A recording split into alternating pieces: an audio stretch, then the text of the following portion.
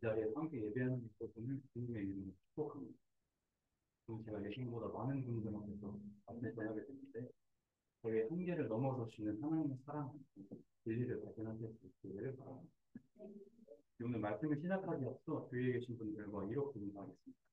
하나님의 사랑은 우리의 한계를 넘어섭니다.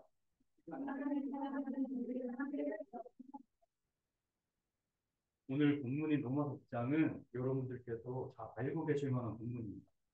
특히 2장 1절은 교회에 다니는 사람이라면 누구는 한 번쯤 들어봤을 법한 구절입니다.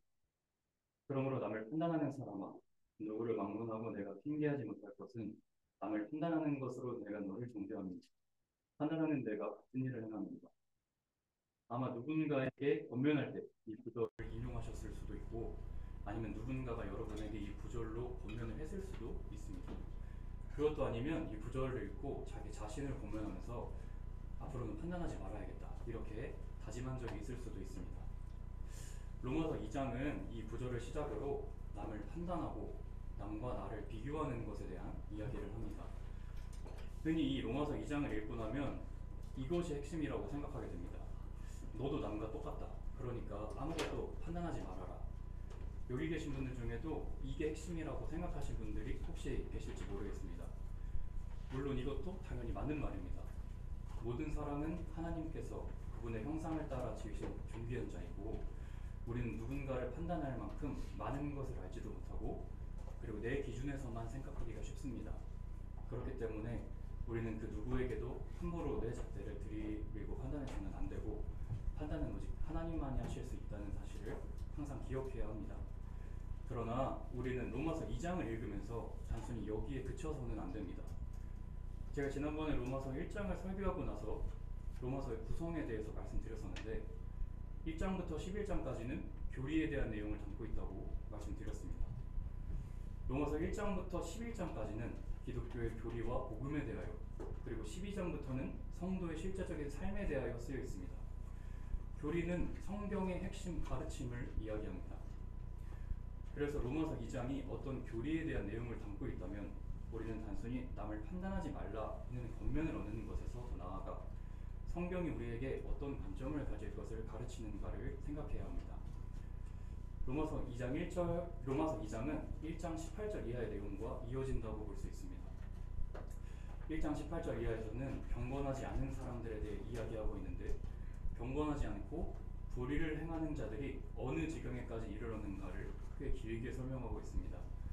그리고 2장에 들어가서는 남을 판단하는 것에 대해 말하고 또 17절 이하부터는 율법을 가지고 남을 판단하면서 정작 자신들은 그것을 행하지 않는 유대인들에 대해 말하고 있습니다.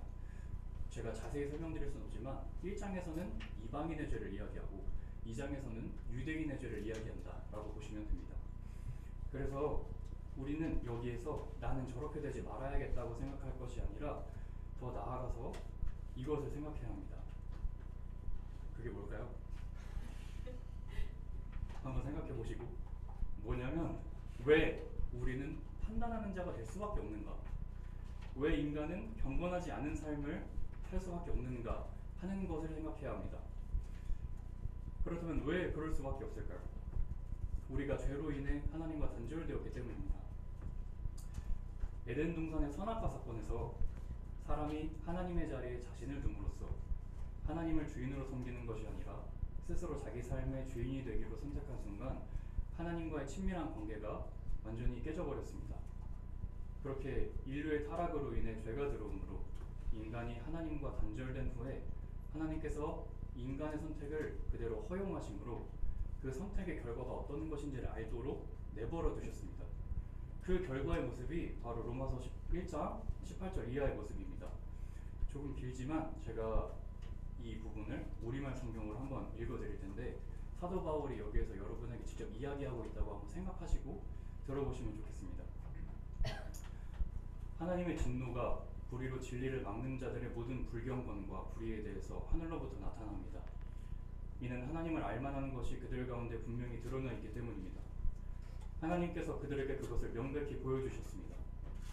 세상이 창조된 이후로 하나님의 보이지 않는 것들, 곧 그분의 영원하신 능력과 신성이 그분이 만드신 만물을 통해 명백히 보여 알게 됐으므로 그들은 변명할 수 없습니다.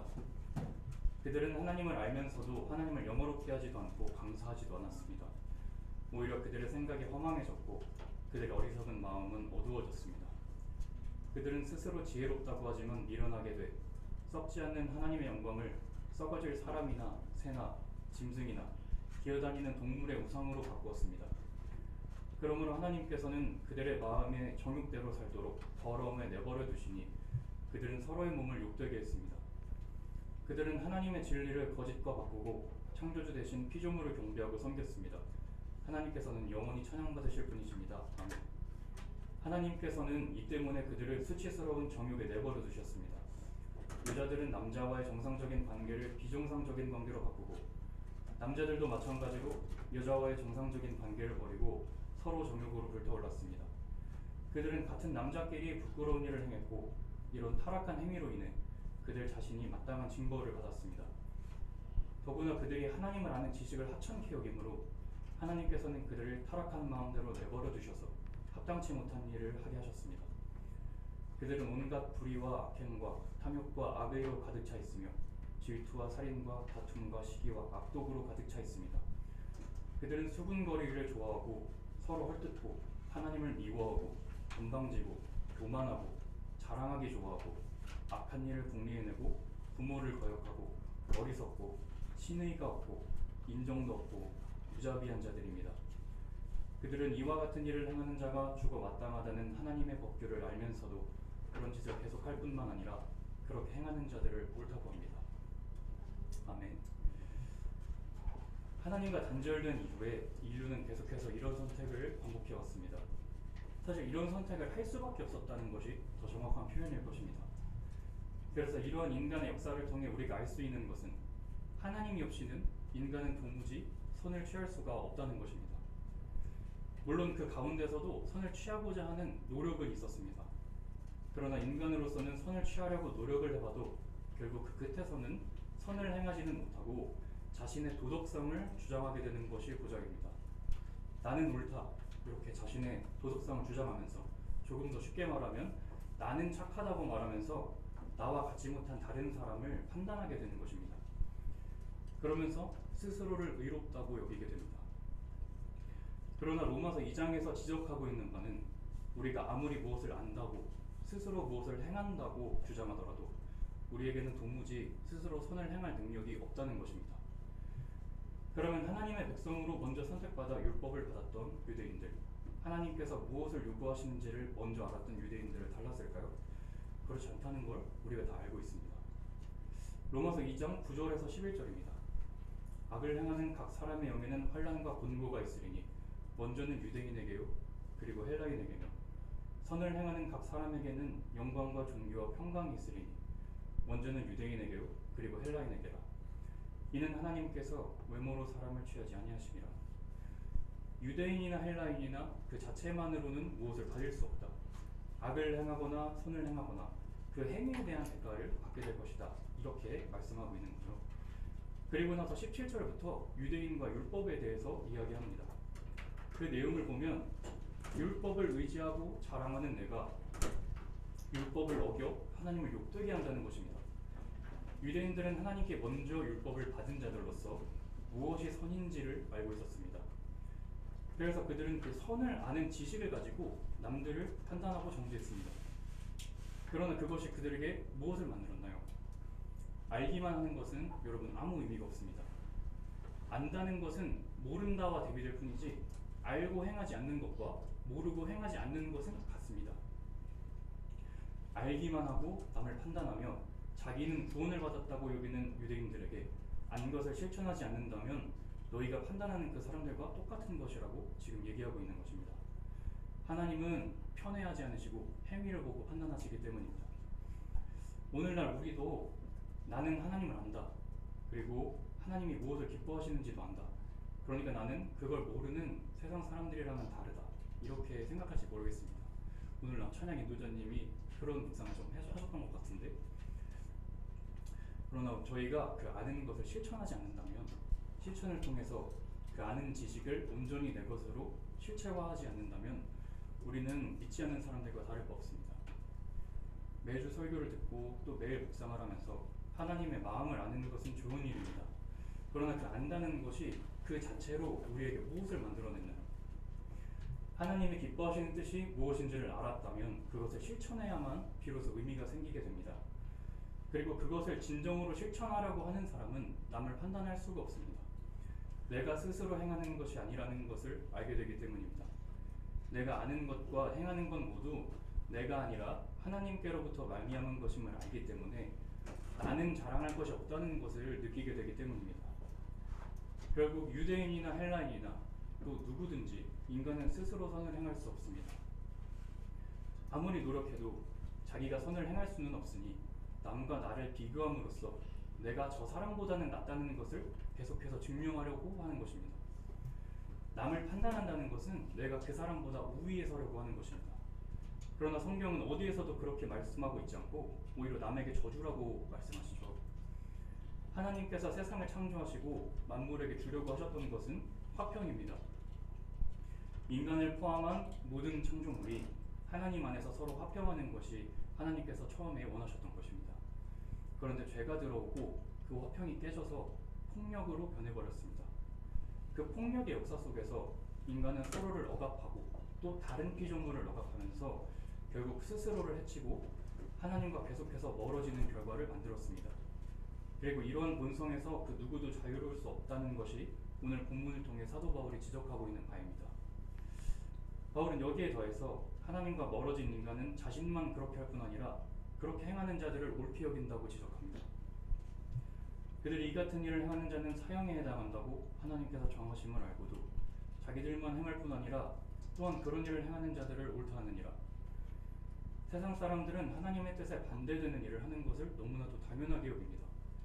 요즘 세상에서 들려오는 소식들을 보면 도저히 믿기가 어려운 일들이 너무나도 만연해 있다는 걸 알 수 있습니다. 이 세상을 살아가려면 그렇게 할 수밖에 없다는 것이 이유입니다. 점점 더 악한 일을 하는 것이 당연해지고 그런 일을 하는 것에 무감각해집니다. 그래서 자기들도 그렇게 행동하고 또 자신들과 같이 행동하는 다른 사람을 보고 그래, 살려면 어쩔 수 없는 거야, 이런 말들로 합리화합니다. 내가 살기 위해서 남을 속이고 내가 살기 위해서 남의 것을 빼앗고 내가 살기 위해서 남을 해치기도 합니다. 그렇다면 하나님을 믿지 않는 사람들만 그럴까요? 우리의 삶을 돌아보면 우리도 그럴 때가 너무나도 많다는 것을 부인할 수가 없습니다. 정도의 차이는 있을지 몰라도 그것을 완전히 버릴 수는 없다는 것을 느끼실 수 있을 겁니다. 우리에게 그런 선택이 필요한 상황이 아직 닥치지 않았을 때는 바른 말을 하면서 정작 내가 선택을 해야 할 순간이 왔을 때에는 남들과 똑같은 선택을 하고 어쩔 수 없다, 남들도 다 그렇게 한다, 이것이 맞는 선택이라고 합리화합니다. 마태복음 13장에서 예수님께서는 이런 말씀을 하십니다. 제자들이 예수께 나와 이르되 어찌하여 그들에게 비유로 말씀하시나이까? 대답하여 이르시되 천국의 비밀을 아는 것이 너희에게는 허락되었으나 그들에게는 아니 되었나니 무릇 있는 자는 받아 넉넉하게 되되 없는 자는 그 있는 것도 빼앗기리라. 그러므로 내가 그들에게 비유로 말하는 것은 그들이 보아도 보지 못하며 들어도 듣지 못하며 깨닫지 못함이니라. 이사야의 예언이 그들에게 이루어졌으니 이르시되 너희가 듣기는 들어도 깨닫지 못할 것이요 보기는 보아도 알지 못하리라. 이 백성들의 마음이 완악하여져서 그 귀는 듣기에 둔하고 눈은 감았으니 이는 눈으로 보고 귀로 듣고 마음으로 깨달아 돌이켜 내게 고침을 받을까 두려워함이라 하였느니라. 예수님께서 이사야의 예언을 인용하십니다. 사람들이 봐도 모르고 들어도 모를 것이다. 사람들에게 가서 아무리 하나님에 대해서 그분의 일하심에 대해서 얘기해도 사람들이 깨닫지 못할 것이고 오히려 그 이야기를 하는 너희가 이상한 사람 취급을 받을 것이다. 제가 앞서 잠시 언급드렸던 로마서 1장 32절에서는 이렇게 말씀합니다. 그들이 이 같은 일을 행하는 자는 사형에 해당한다고 하나님께서 정하심을 알고도 자기들만 행할 뿐 아니라 또한 그런 일을 행하는 자들을 옳다 하느니라. 자신들이 행하는 일을 하나님께서 기뻐하지 않으신다는 사실을 알면서도 그 일들을 여전히 행하고 또 그런 일들을 옳다고 하는 존재가 하나님과 단절된 인간입니다. 하나님께서 아무리 말씀하셔도 그것을 듣지 않고 그 속에 자기 욕심만 가득 채울 수밖에 없는 존재가 하나님과 단절된 인간입니다. 그럼 예수께서 그리스도이심을 믿으면 곧바로 뭐가 달라질까요?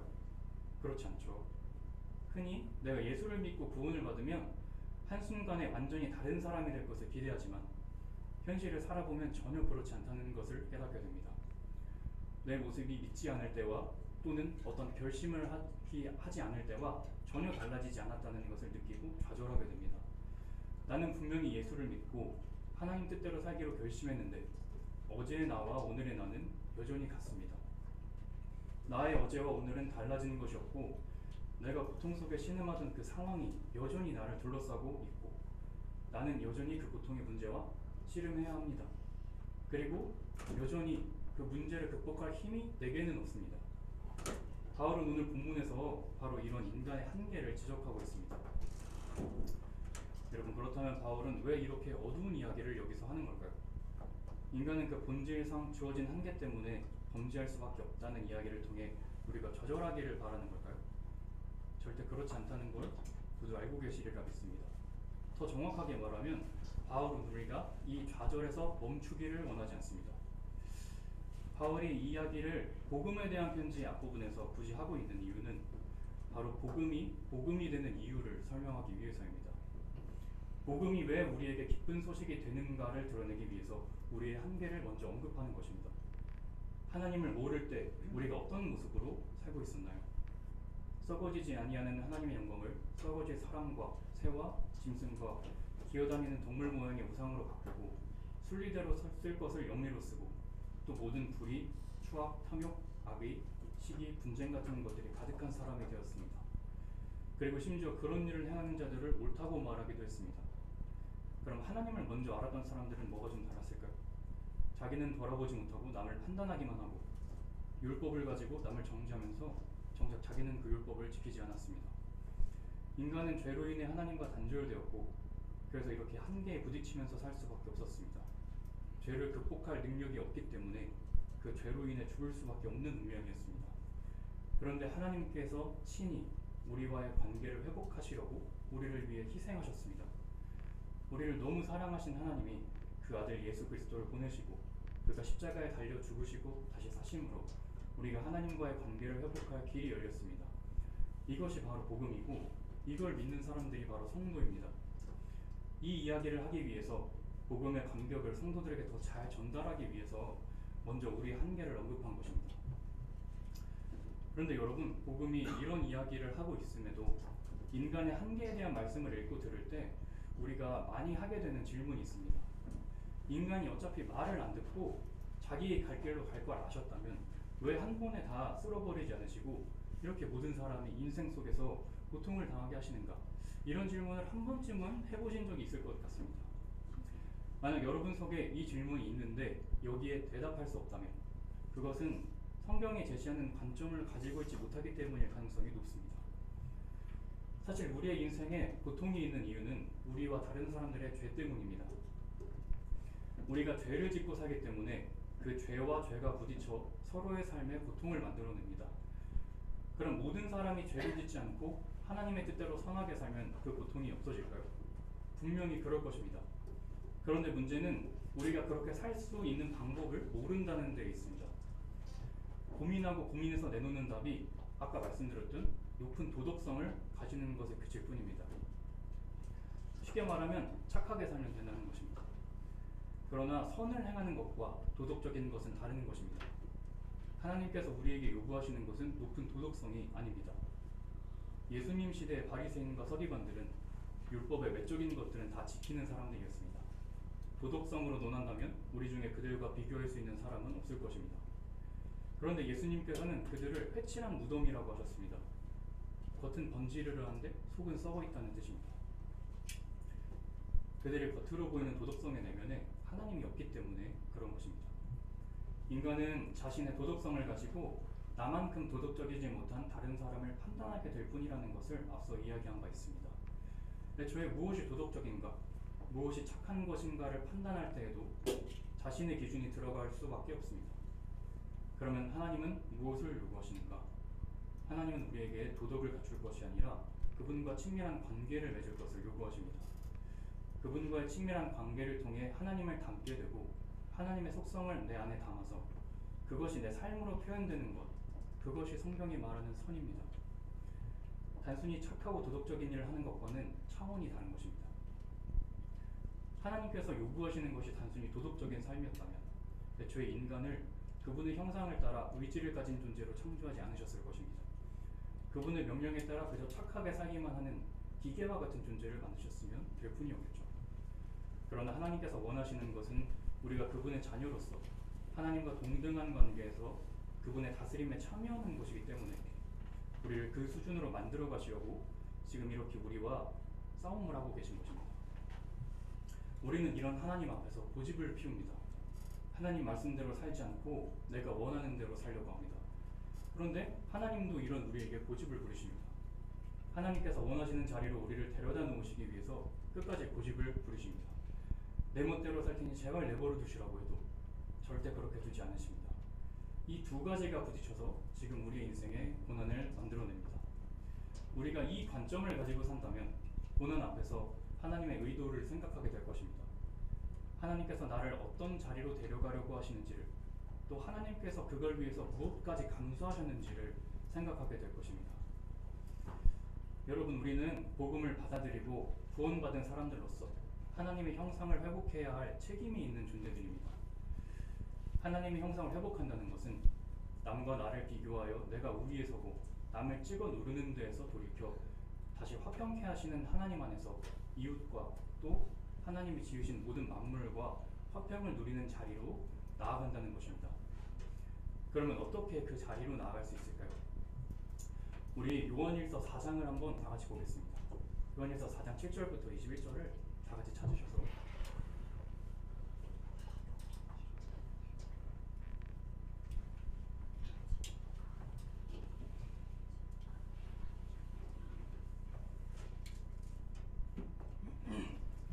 요한일서 4장 7절부터 21절입니다.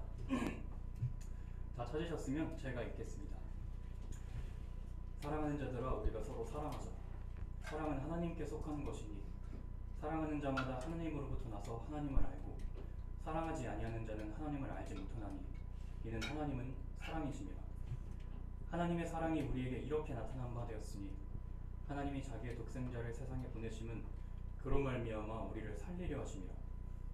사랑은 여기 있으니 우리가 하나님을 사랑하는 것이 아니요 하나님이 우리를 사랑하사 우리 죄를 속하기 위하여 화목 제물로 그 아들을 보내셨음이라. 사랑하는 자들아, 하나님이 이같이 우리를 사랑하셨은즉 우리도 서로 사랑하는 것이 마땅하도다. 어느 때는 하나님을 본 사람이 없으되 만일 우리가 서로 사랑하면 하나님이 우리 안에 거하시고 그의 사랑이 우리 안에 온전히 이루어지느니라. 그의 성령을 우리에게 주심으로 우리가 그 안에 거하고 그가 우리 안에 거하시는 줄을 아느니라. 아버지가 아들을 세상의 구주로 보내신 것을 우리가 보았고 또 증언하노니 누구든지 예수를 하나님의 아들이라 시인하면 하나님이 그의 안에 거하시고 그도 하나님 안에 거하느니라. 하나님이 우리를 사랑하시는 사랑을 우리가 알고 믿었노니 하나님은 사랑이시라.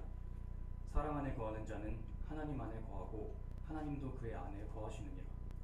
이로써 사랑이 우리에게 온전히 이루어진 것은 우리로 심판날에 담대함을 가지게 하려 함이니 주께서 그러하심과 같이 우리도 이 세상에서 그러하니라.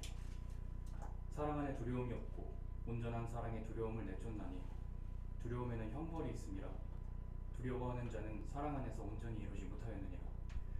우리가 사랑함은 그가 먼저 우리를 사랑하셨음이라. 누구든지 하나님을 사랑하노라 하고 그 형제를 미워하면 이는 거짓말하는 자니 보는 바 그 형제를 사랑하지 아니하는 자는 보지 못하는 바 하나님을 사랑할 수 없느니라. 우리가 이 계명을 주께 받았나니 하나님을 사랑하는 자는 또한 그 형제를 사랑할지니라. 아멘. 화평의 자리로 나아가려면 우리는 서로 사랑해야 합니다. 그리고 우리가 서로 사랑하려면 하나님이 사랑이심을 이해해야 합니다.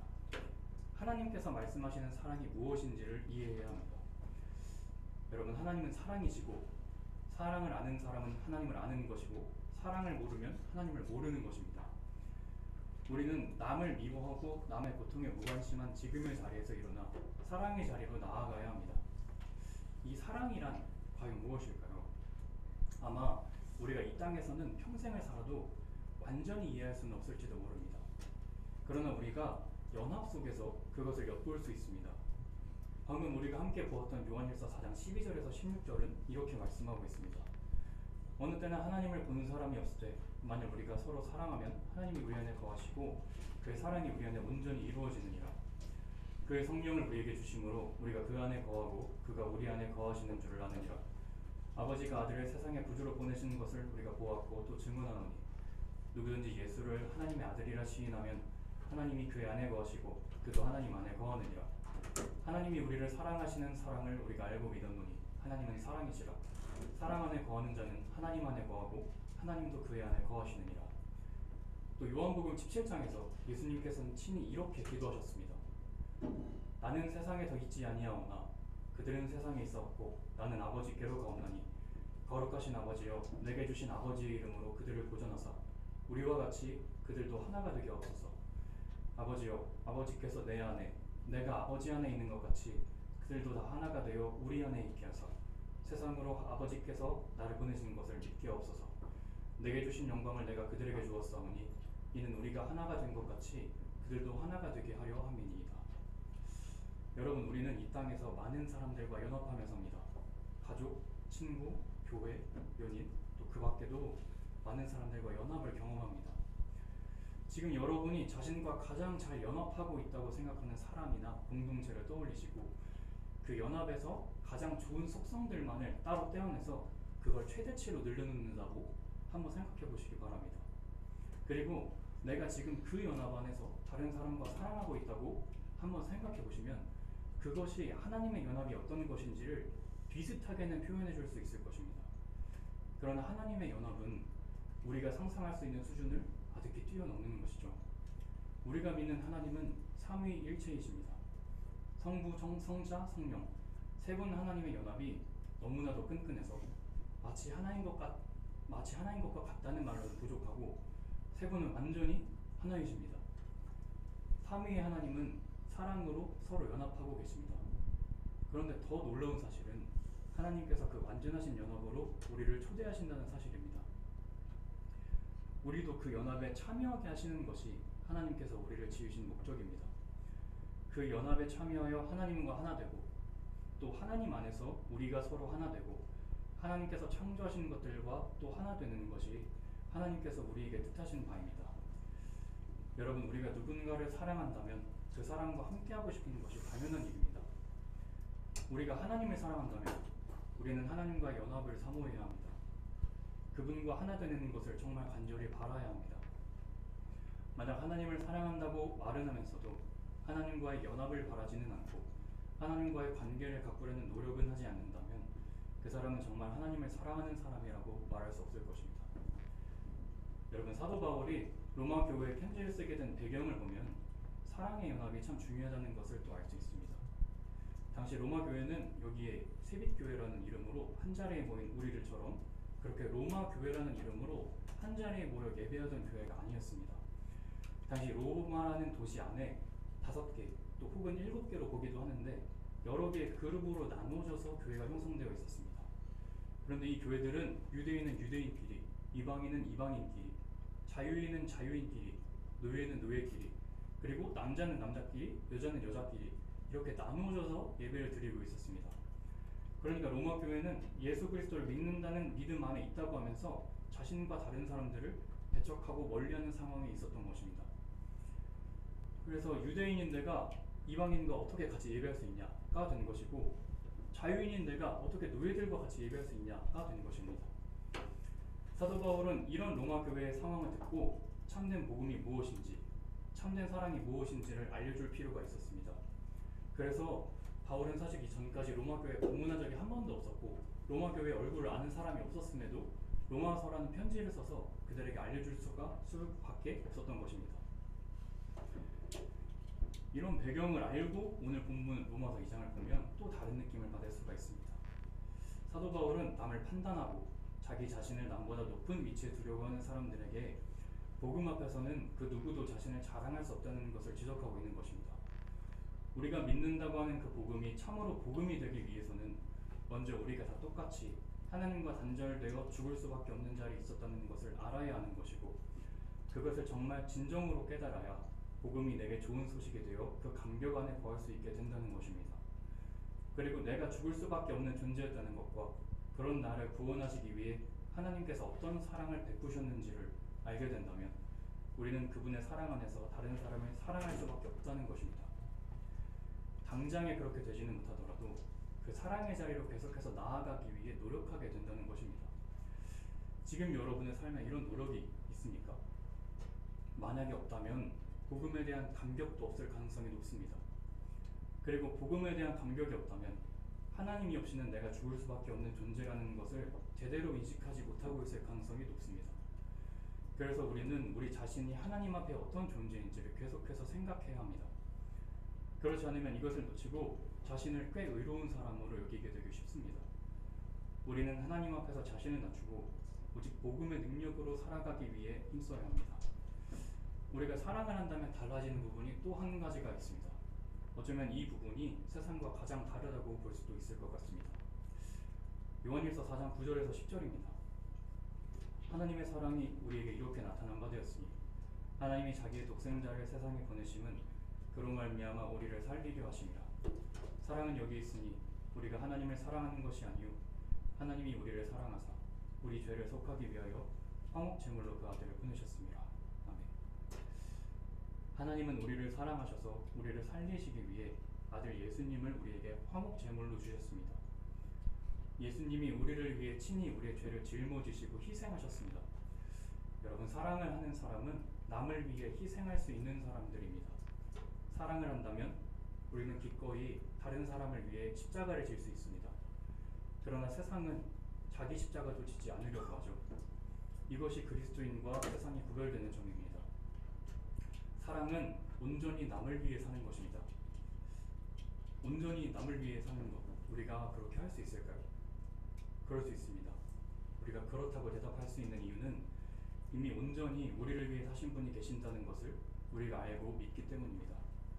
그 사랑이 우리 안에 있고 우리가 그 사랑 안에 거하기 때문에 우리 자신의 연약함으로 인해 스스로 절대 할 수 없는 것을 하나님의 사랑을 힘입어 해낼 수 있습니다. 여러분, 우리가 이 세상에서 살아가다 보면 내가 과연 세상과 다른 부분이 있는지 의문이 들 때가 참 많습니다.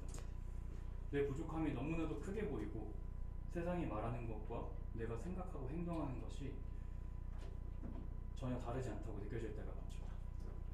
그럴 때 내가 과연 지금 다른 사람을 위해 십자가를 질 각오가 되어 있는지를 스스로 점검해 보시고, 만약 그러지 못하다는 생각이 든다면 이 말씀으로 돌아오시기 바랍니다. 하나님의 사랑이 우리에게 이렇게 나타난 바 되었으니 하나님이 자기의 독생자를 세상에 보내시고 그로 말미암아 우리를 살리려 하심이라. 사랑은 여기 있으니 우리가 하나님을 사랑하는 것이 아니요 하나님이 우리를 사랑하사 우리 죄를 속하기 위하여 화목 제물로 그 아들을 보내셨습니다. 하나님은 사랑이십니다. 우리를 향한 사랑 때문에 아들 예수님을 우리를 위한 화목 제물로 내어주시고 예수님이 우리를 위해 희생하셨습니다. 그 희생을 통해 하나님께서는 그분의 사랑을 우리에게 친히 증명해 보이셨고, 그 사랑을 믿는 우리는 하나님의 사랑을 힘입어 이웃을 사랑할 수 있습니다. 여러분, 우리의 한계는 명확합니다. 죄로 물든 세상에서 죄로 물든 육신을 입고 사는 한 사람은 누구나 하나님을 배반하고 자신이 옳다고 믿는 대로 살아갈 수밖에 없습니다. 그 누구도 이것을 부인할 수 있는 사람은 없습니다. 아무리 돈이 많고 큰 권력을 가진 사람이라도, 또는 아무리 착한 일을 많이 하고 다른 사람들에게 칭찬을 받는 사람이라도, 또는 아무리 아는 것이 많고 지식으로 머릿속이 가득 차 있는 사람이라도 이 한계에서 스스로 벗어날 수 있는 사람은 없습니다. 이런 것들은 우리를 구원할 수 없기 때문입니다. 아무리 노력해봤자 내 힘으로는 무엇도 할 수 없다는 것만 더 분명하게 깨달아 알게 될 뿐입니다. 그런 우리를 사랑하신 하나님께서 예수님을 이 땅에 보내셨고, 그 예수님은 십자가에 못 박기까지 우리를 사랑하셨습니다. 하나님께서 먼저 나를 사랑하셨기 때문에 나도 남을 사랑할 수 있습니다. 하나님이 먼저 나를 용서하셨기 때문에 나도 남을 용서할 수 있습니다. 여러분, 제가 정말 사랑을 잘하는 사람이어서 이 말씀을 드리는 것이 아닙니다. 아마 사랑으로 따지자면 제가 여기에서 가장 부족한 사람일지도 모르겠습니다. 그러나 제가 이 말씀을 드리는 것은 그 길이 옳은 길임을 알기 때문에 지금은 서로가 부족하더라도 함께 그 길로 나아가자고 말씀을 드리는 것입니다.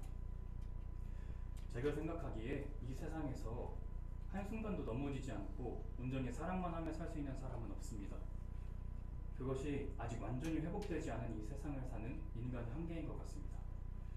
그러나 지금 부족하다면 오늘 한 걸음만 내디뎌보고, 한 걸음이 어렵다면 그 방향을 바라보기라도 하자는 말씀을 드리고 싶습니다.